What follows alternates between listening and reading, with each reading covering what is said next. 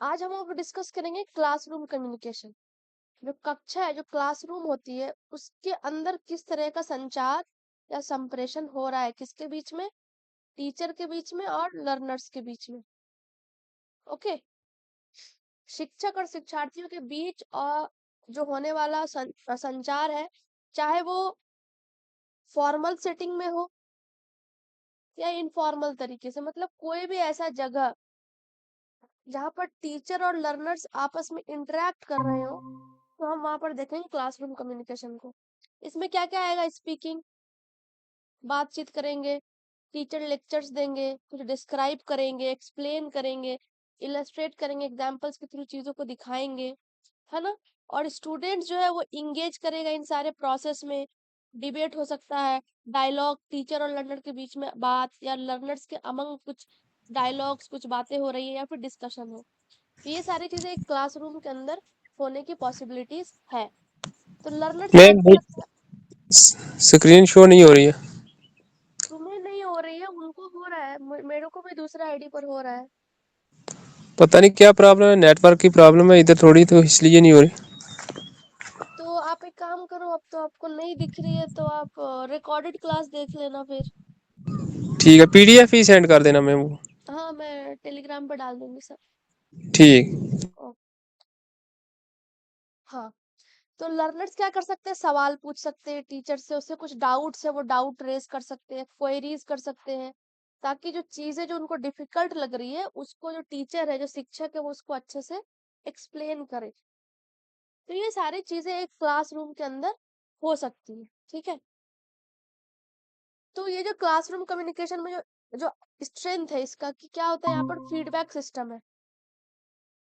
Feedback मतलब हमने आपको बताया, एक सेंडर है, रिसीवर है। अब रिसीवर को जो भी मैसेज मिला, वो उस मैसेज के आधार पर सेंडर को फिर से कुछ संदेश, रिप्लाई बैक कुछ दे सकता है। उसको बोलते हैं फीडबैक। इससे क्या होता है कि सेंडर को समझ आता है कि वो जो बातें रिसीवर को बताना चाह रहा है, वो चीजें रिसीवर तक सही तरीके से पहुंची है। अगर रिसीवर के कुछ डाउट्स होंगे, कंफ्यूजन होंगे, तो सेंडर फिर से क्लियर करेगा। क्यों? ताकि उसके जो मैसेज का जो इंटेंट है, वो जिस नियत से वो मैसेज भेज रहा है, वो मुकम्मल रूप से रिसीवर तक पहुंचे। अब जहाँ पे फीडबैक है, आपस में बातचीत करेंगे तो इससे क्या होगा? इंटरेक्शन होगा, वार्मथ, एक अच्छा रिलेशन डेवलप होगा दोनों के बीच में, टीचर और लर्नर्स के बीच में, आपस में। लेकिन इसकी कमी क्या है, इसकी सीमा क्या है? कि जो एक बहुत ही टीचर सेंटर्ड अप्रोच है, मतलब कि टीचर का कंट्रोल होता है बहुत सारी चीजों पे। वही इनिशिएटिव लेगा कि क्लासेस कैसे ढंग से चलेंगी, क्लास के अंदर बच्चे बोलने अलाउड है या नहीं, किस तरह का माहौल है क्लास के अंदर, अथॉरिटेरियन माहौल है, या फिर टीचर बहुत लिबरल है कि वो लर्नर्स जो है वो इजिली इंटरेक्ट और रिप्लाई बैक कर सके, डाउट रेज कर सके क्लास के दौरान। तो एक इसमें आएगा two way communication. Two way communication क्या है? टीचर है ना, और लर्नर्स है। तो वन टू वन बात हो रही है अलग अलग लर्नर्स से। तो ये क्या होता है, इसमें फीडबैक मिलेगा, लर्नर्स कुछ रिस्पॉन्ड करेगा, फिर टीचर रिप्लाई बैक। तो ये चलता रहेगा सर्कुलर वे में, है ना। इसको हम लोग ट्रांजैक्शनल कम्युनिकेशन भी बोलते हैं, हमने आपको पहले पढ़ा रखा है टाइप्स ऑफ कम्युनिकेशन में। फिर एक चीज जो है, क्लास की साइज। जो भी क्लासरूम है, अगर उसकी साइज बहुत बड़ी है, तो उसमें लर्नर्स बहुत ज्यादा है, तो वहां पर जो पॉसिबिलिटीज है कि टीचर बच्चों को अच्छे से पढ़ा सके और वो फीडबैक ले सके हर एक बच्चे से, उसकी संभावनाएं कम होती चली जाती है। ठीक है। एक तो है इंडिविजुअल इंस्ट्रक्शन, एक टीचर एक लर्नर, एक टीचर एक लर्नर। तो इंटरेक्ट करेंगे, उनकी समस्याओं को समझेंगे और चीजों को सॉर्ट आउट करेंगे। फिर है एक स्मॉल ग्रुप इंस्ट्रक्शन। मान लो 15-20 बच्चों का एक ग्रुप है ना। एक ग्रुप है 15-20 बच्चे का, और यहाँ पे टीचर है, वो इनको पढ़ा रहे, तो वो भी हैंडल कर सकते हैं 15-20। लेकिन अगर इससे ज्यादा हो गया, बहुत बड़े लेवल पर, अगर बहुत लार्ज ग्रुप है, तो यहाँ पर डिफिकल्टीज आ जाती है इंटरेक्शन, क्योंकि टीचर जो है हर बच्चे से इंटरेक्ट नहीं कर पाएगा। तो यहाँ पर जो फीडबैक मैकेनिज्म है वो हैम्पर होती है, इफेक्टिव कम्युनिकेशन जो है उस पर बाधा आती है। तो ये फॉलो करते हैं लेक्चर मेथड। और स्मॉल ग्रुप में क्या मेथड होगी? लेक्चर फॉर्मेट होगी या फिर सेमिनार्स करा देंगे बच्चों से, सेमिनार प्रेजेंटेशन चलेगा, डिस्कशंस, डिबेट्स, ट्यूटोरियल्स, ब्रेनस्टॉर्मिंग, मतलब बच्चों को एक समस्या दे दिया जाएगा, वो उस पे पॉसिबल सॉल्यूशंस क्रिएटिव होके वो लाएंगे, या प्रॉब्लम सॉल्विंग। ये सारे एक जो छोटा समूह है उसमें ये पॉसिबल है, लेकिन बड़े समूह में बहुत मुश्किल है कि इंटरेक्शन हो पाए टीचर और स्टूडेंट्स के बीच। अब क्लासरूम के अंदर क्या क्या तकनीक का इस्तेमाल कर सकता है एक शिक्षक पढ़ाने के लिए, डिपेंडिंग ऑन द की जरूरत क्या है और क्लासरूम का साइज। ठीक है, तो एक होगा ओवरहेड प्रोजेक्टर, कि क्लासरूम में प्रोजेक्टर लगा दिए हैं, टीचर अपने स्लाइड्स पीपीटीज अलग अलग तरीके से क्रिएटिव होके वो बच्चों को प्रेजेंट कर सकता है अपना कंटेंट मटेरियल और पढ़ा सकता है। वीडियोस वगैरह भी चला सकता है प्रोजेक्टर पे, फोटोज इमेजेस बहुत सारे ऑप्शंस खुल जाते हैं कंपेयर टू ट्रेडिशनल मेथड जहाँ पर आपके पास सिर्फ ब्लैक बोर्ड होता है। फिर एक और तकनीक हो सकता है ऑडियो वीडियो या कैसेट्स, सीडी वगैरह है, उसको लगा दिया लैपटॉप में तो प्रोजेक्टर की स्क्रीन पे दिख रही है, या ऑडियो है वीडियो है ये सब। या फिर आप कंप्यूटर की तकनीक का भी इस्तेमाल कर सकते हो पढ़ाने के लिए। तो अलग अलग तरीके का तकनीक है जो कि एक क्लासरूम के अंदर एक टीचर इस्तेमाल कर सकता है ताकि वो बच्चों को इफेक्टिवली पढ़ा सके। अब जो क्लासरूम कम्युनिकेशन है उसमें प्लानिंग किस तरीके की होगी, किस तरह की योजनाएं बनाई जाएंगी ताकि आप क्लासरूम में क्लास ले सको। तो इसमें टीचर का रोल बहुत इंपॉर्टेंट हो जाता है, क्योंकि यही है कि जो डिसाइड करेगा कि पढ़ाना क्या है, क्या कंटेंट मटेरियल, किस तरह के टीचिंग एड का इस्तेमाल करना है। फिर डिजाइनिंग होती है, प्रेजेंटेशन होगी या उसके कंटेंट मटेरियल की। और इसमें इम्पोर्टेंट है क्लासरूम का कल्चर कैसा है, कि उस क्लासरूम के अंदर बच्चे अलाउड है या नहीं बोलने के लिए, या टीचर बहुत अथॉरिटेरियन है, वो किसी को सवाल करने नहीं दे रहा है, स्ट्रिक्ट है, बच्चों को ठीक से पढ़ा नहीं पा रहा है, उनके क्वेश्चंस ले नहीं पा रहे, या फिर चिढ़ रहा है टीचर। या फिर इसका उल्टा है कि बहुत ही अच्छा एनवायरनमेंट है क्लास के अंदर, बच्चे आपस में इंटरेक्ट कर रहे हैं, और एक अच्छा एनवायरनमेंट होने के कारण जो टीचिंग लर्निंग प्रोसेस है वो अच्छे से हो पा रही है। तो इस तरह की चीजें हो सकती है। और इसमें क्या है कि कम्युनिकेशन स्किल्स डेवलप होती है लर्नर्स की, जब वो टी जब लर्नर सवाल करेगा टीचर से, तो सवाल को किस तरह से पूछना है, किस तरीके से अपने बातों को कनेक्ट करके रखना है, क्या डाउट्स है कैसे लाना है। तो इससे उनके जो है कम्युनिकेशन स्किल डेवलप होते हैं। इसमें क्या होगा, वर्बल बोलने का तरीका, लिखने का तरीका, सुनना है कि नहीं एक्टिवली, क्वेश्चन करने के स्किल्स, ये सारे के सारे स्किल सेट डेवलप हो सकते हैं क्लासरूम कम्युनिकेशन के दौरान क्लास के अंदर, दोनों के लिए, टीचर्स के लिए भी और लर्नर्स के लिए भी। ठीक है, दोनों के लिए। तो इसमें क्या है कि आपको स्टूडेंट्स को एनकरेज करना है कि वो अपने ओपिनियंस, उनके जो विचार है वो जो समझ रहे हैं उनको बोलने दे, अपनी राय रखने दे, डाउट्स पूछने दे। तो इससे क्या होता है, जो उनका रीजनिंग स्किल्स है, तर्क करने का जो कौशल है वो विकसित होता है, वो और ज्यादा मजबूत होते चले जाते हैं। उनको एनकरेज करना चाहिए कि वो आर्ग्यू करे, बहस करे, किसी भी पॉइंट पर वो अपना पॉइंट लेके आए और आमने सामने बहस करे। जो एग्जिस्टिंग नॉलेज है, जो पुरानी नॉलेज सिस्टम है उसको चैलेंज करके कुछ नया देने की कोशिश करे, एनालाइज करने आना चाहिए, अपने आइडियाज को डिफेंड करे कि मैं जो कह रही हूँ या कह रहा हूँ उसके क्या क्या पॉइंट्स है, वो कौन कौन से पॉइंट्स है जो मेरे आइडियाज को, मेरे तर्क को सपोर्ट करती है बेहतर तरीके से। तो ये सारी चीजें बहुत इंपॉर्टेंट है किसी भी ह्यूमन के डेवलपमेंट के लिए ओवरऑल।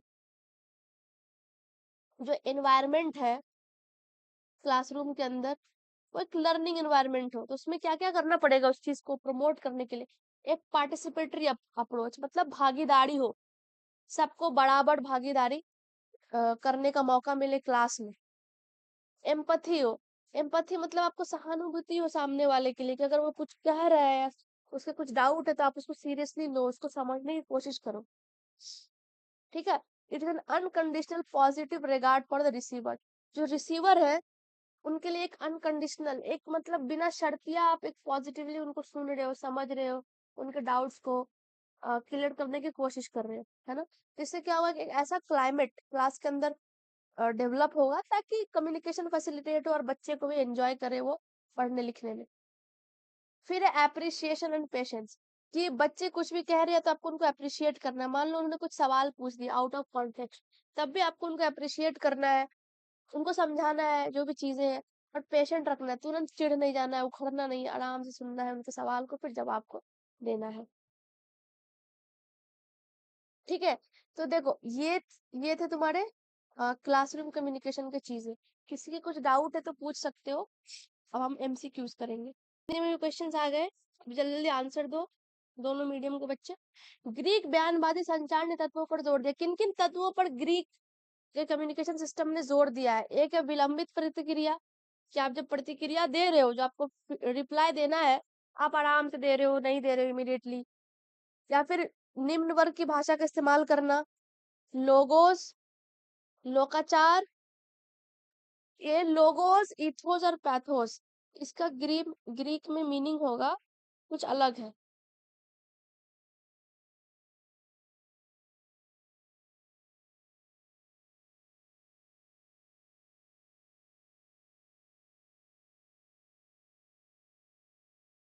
देखो लोगोस हो गया क्या यहाँ पर? लॉजिक, तर्क वितर्क। इथोस क्या है? कि जो स्पीकर है उसकी क्रेडिबिलिटी, कि जो बोल रहा है उसकी बातों का क्या वजन है। ठीक। और पैथोस होता है इमोशंस। ठीक। तो ये सारे ग्रीक टर्म है, इसके एक्चुअल मीनिंग ये होंगे। तो आप बताओ, जो ग्रीक रिटोरिकल कम्युनिकेशन है उसमें क्या क्या हो सकता है? कॉमन सेंस से भी आप बना सकते हो, इसमें बिना ज्यादा सोचना नहीं।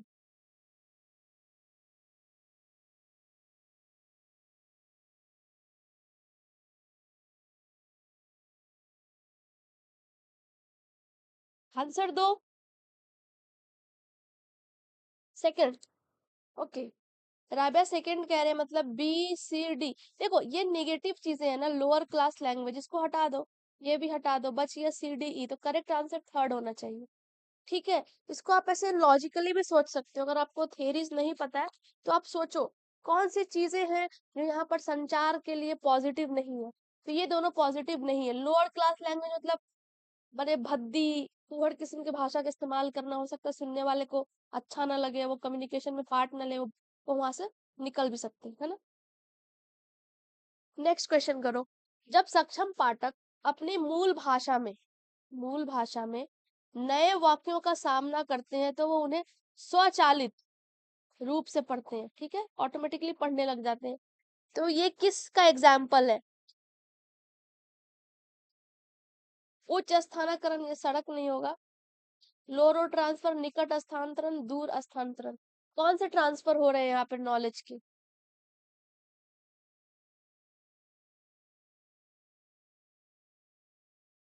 इसका आंसर देने की कोशिश करो।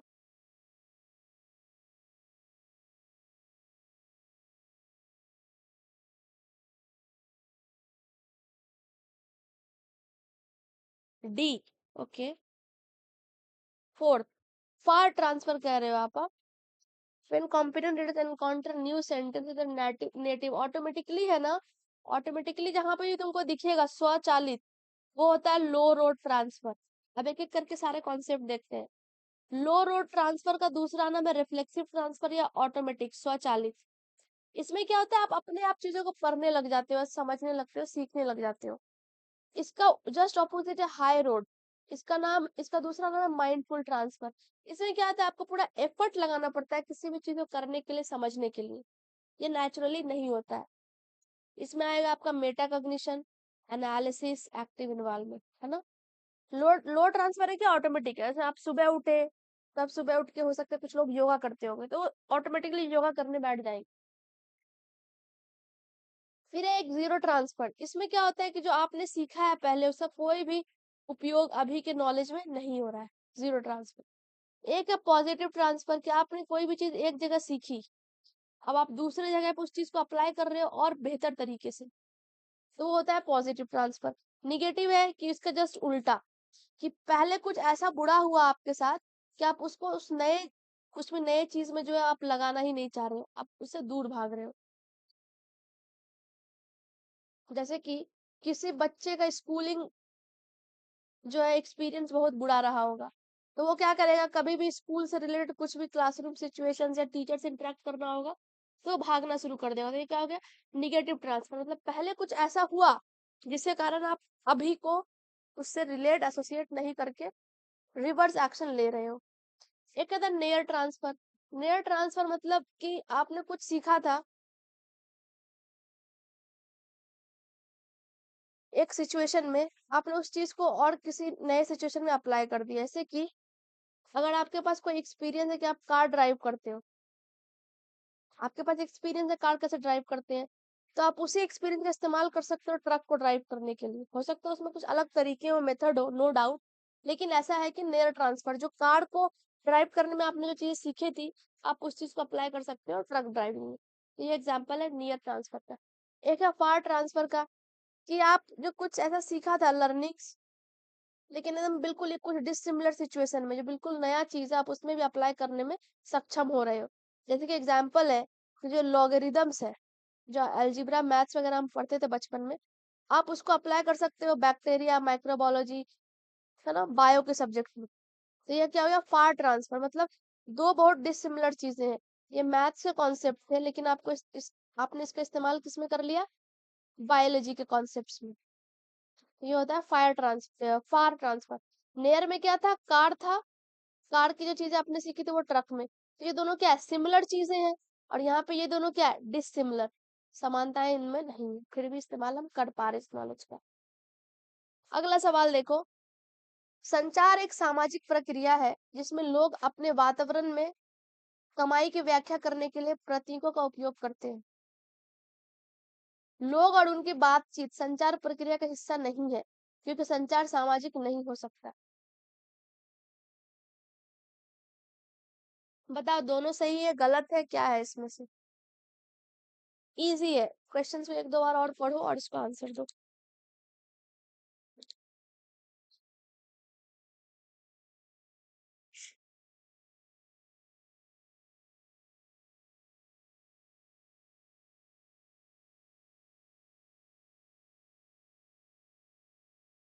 हाँ, आंसर दो राबिया, क्या होगा आंसर इसके। सोनम तुम भी आंसर दो।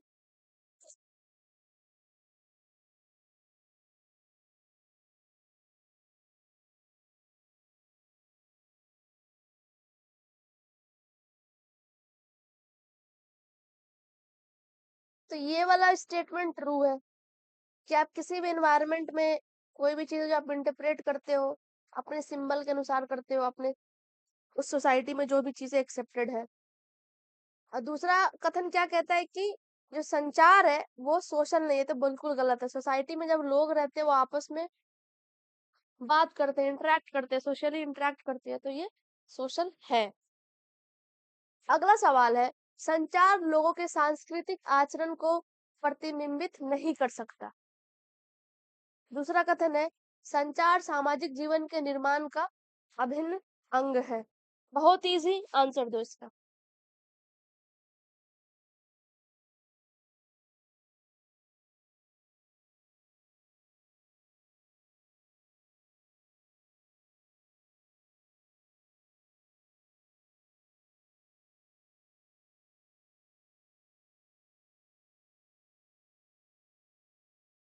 फर्स्ट, दोनों सही कह रहे हो आप।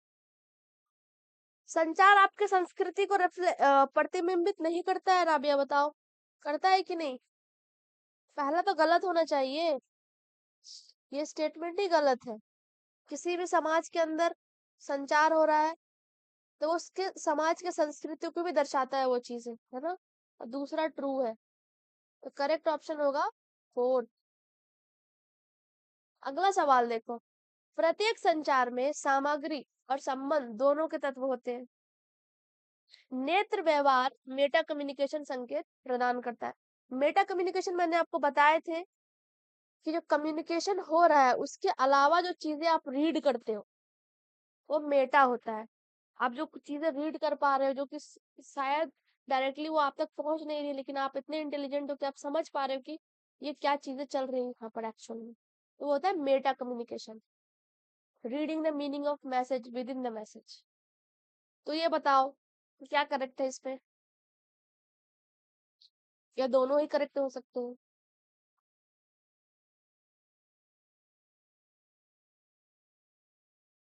है ना, दोनों ही करेक्ट है, ये भी ट्रू है और ये भी ट्रू है। मेटा कम्युनिकेशन क्यों आ जाएगा? नॉन वर्बल वाला। क्या बॉडी लैंग्वेज क्या कहना चाह रही है, या फिर जो शब्द वो इस्तेमाल कर रहे हैं, जो मीनिंग्स है टेक्स्ट का, वो क्या मीन कर रहा है एक्चुअल में?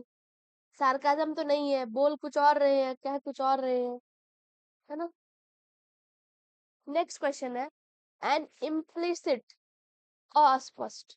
हमने आपको उस दिन टाइप्स ऑफ मेटा कम्युनिकेशन में बताए थे, टाइप्स ऑफ मेटा मैसेज में इम्प्लिसिट मैसेज, एक्सप्लिसिट मैसेज।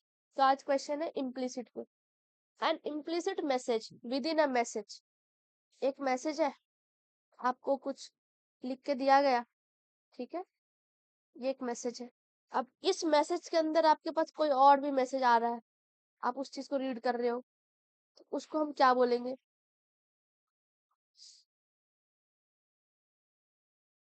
उसको बोलेंगे सब टेक्स्ट।